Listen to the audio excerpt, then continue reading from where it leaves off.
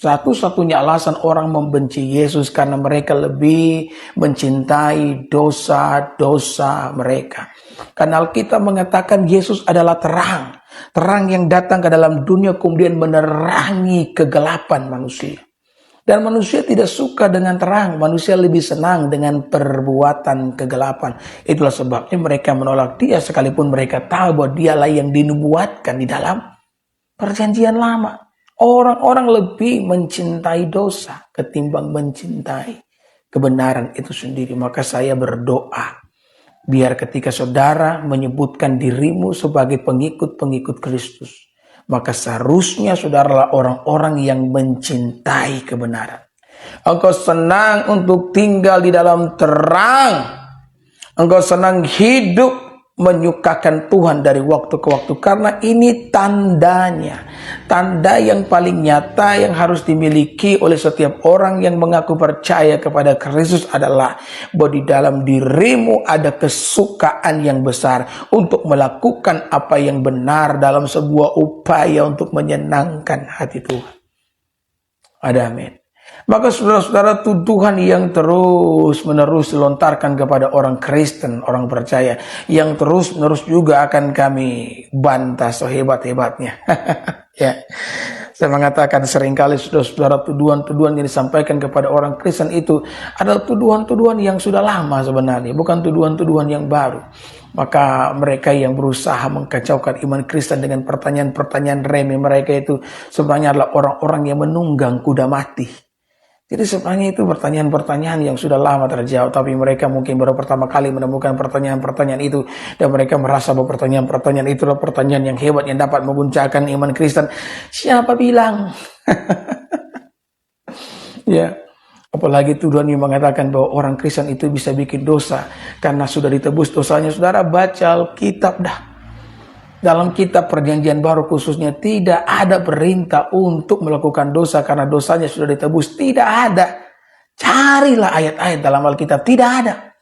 Yesus sendiri ngomong kepada seorang perempuan yang diampuninya. Ya, saudara ingat cerita tersebut ketika ahli Taurat, ahli Farisi membawa wanita itu karena kedapatan berzina. Ya, ternyata dosa perzinahan bukan cuma terjadi di zaman sekarang, dari dulu sudah mulai terjadi, saudara. Disebut berzina berarti perempuan ini punya suami. Ya, maka dia kedapatan basah berzina. Maka wanita ini dikiring dan diperhadapkan kepada Yesus. Saya yakin itu adalah sebuah keributan yang sangat besar. Dia berkata, "Guru, menurut engkau bagaimana? Haruskah wanita ini dilempar dengan batu ataukah diampuni?" Maka Yesus mengatakan, barang siapa yang tidak berdosa, dia yang pertama lempar dengan batu. Ya, kadang-kadang orang yang suka menuding dosa orang lain adalah orang-orang yang paling banyak berbuat dosa. Ya, orang-orang yang selalu mengaku sepertinya panitia surga, justru mereka yang paling banyak dosa. Itu yang paling banyak komentar nuduh-nuduh itu. Ya, saya yakin, saya percaya dosa mereka itu berjimbun. Ya, kan kita mengatakan itu, saudara. Yesus yang mengetahui persis kemunafikan mereka berkata, jika ada di antara kamu yang tidak berdosa, maka dia yang pertama lempar dengan batu. Saudara, Alkitab mengatakan bahwa tidak ada yang tidak berdosa. Semua manusia itu berdosa. Satu-satunya manusia yang tidak berdosa adalah Yesus, karena dia adalah Allah yang menjelma menjadi manusia. Maka ketika dia melontarkan kalimat itu, tidak ada seorang pun yang berani mengambil batu dan melemparkan kepada wanita itu. Ya. Mereka mulai menggulung jubah mereka yang panjang-panjang itu dan mereka mundur tanpa berita. Tidak seorang pun yang berani menghakimi wanita itu. Kenapa? Karena mereka tersadar mereka juga adalah manusia yang penuh dengan dosa.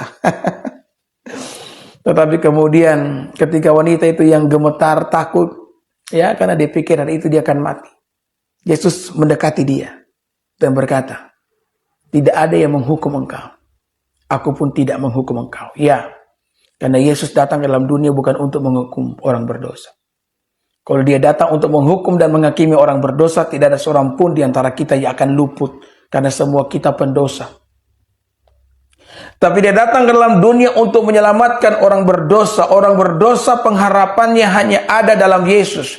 Karena engkau tidak akan pernah bisa melepaskan dirimu dari dosa. Rasul Paulus memberikan kesaksian itu. Dia berkata bahwa aku manusia celaka. Siapakah yang dapat membebaskan aku dari dosa-dosaku? Saudara, kita ini berbeda. Kita memiliki warna rambut yang berbeda, bentuk mata yang berbeda, bentuk hidung yang berbeda. Ya, engkau punya suku yang berbeda dengan saya. Tapi kita punya satu kesamaan, yakni kita sama-sama orang berdosa. Dan tidak ada yang bisa melepaskan engkau daripada dosa-dosamu kecuali Son of God, anak Allah itu sendiri yang bernama Yesus Kristus. Di dalam dirinya ada terang, di dalam dirinya ada kuasa, di dalam dirinya ada kemampuan untuk melepaskan setiap manusia dari belenggu dosa. Saya pernah mengatakan kalimat ini berulang kali, bahwa sekitar 1 inci di bawah permukaan kulit manusia, kita punya manusia laknat yang bernafsu untuk menyatakan diri. Manusia itu cenderung dari waktu ke waktu untuk melakukan yang namanya dosa. Sulit bagi kita untuk lepas dari dosa, tapi puji Tuhan, syukur kepada Kristus Yesus. Dia datang ke dalam dunia untuk melepaskan kita dari belenggu dosa. Hanya Dia yang mampu melakukannya, tidak ada yang bisa. Jangan engkau berbohong dengan berkata, Pak Pendeta, saya punya dosa diampuni dengan perbuatan baik, perbuatan amal. Saya mau tanya, berapa banyak amal yang dapat kamu lakukan untuk menutupi dosamu yang begitu banyak itu? Ya. Bukankah kamu juga melakukan amal hanya untuk mendapatkan permisi melakukan apa yang jahat? Banyak loh bapak-bapak yang melakukan persinahan tapi rajin berbuat amal, karena dia berharap dengan amal yang dia lakukan dapat menutupi dosa persinahan yang memalukan itu. Ya, jadi beramal hanya untuk mendapatkan permisi melakukan apa yang jahat.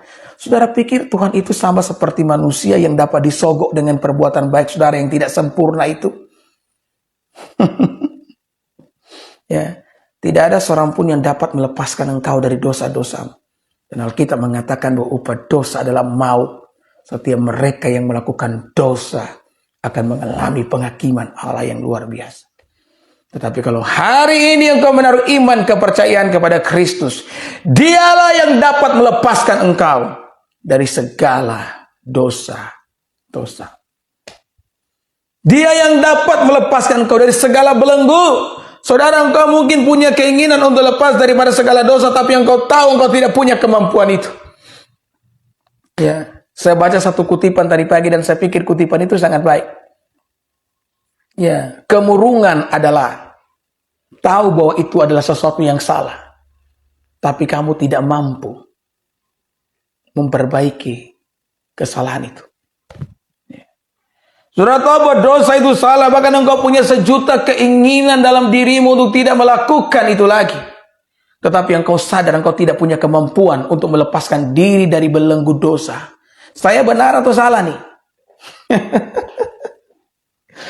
Ya, banyak kita sadar, saudara-saudara, bahwa dosa itu adalah sebuah kesalahan.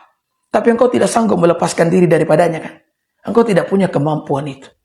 Karena kemampuan untuk melepaskan diri dari dosa hanya ada di dalam Yesus. Yesus berkata kepada wanita ini, aku tidak menghukum engkau, pergilah dan jangan berbuat dosa lagi. Kuasa pengampunan yang Yesus Kristus berikan kepada kita memampukan kita untuk hidup dalam kebenaran dan meninggalkan segala dosa yang kita lakukan.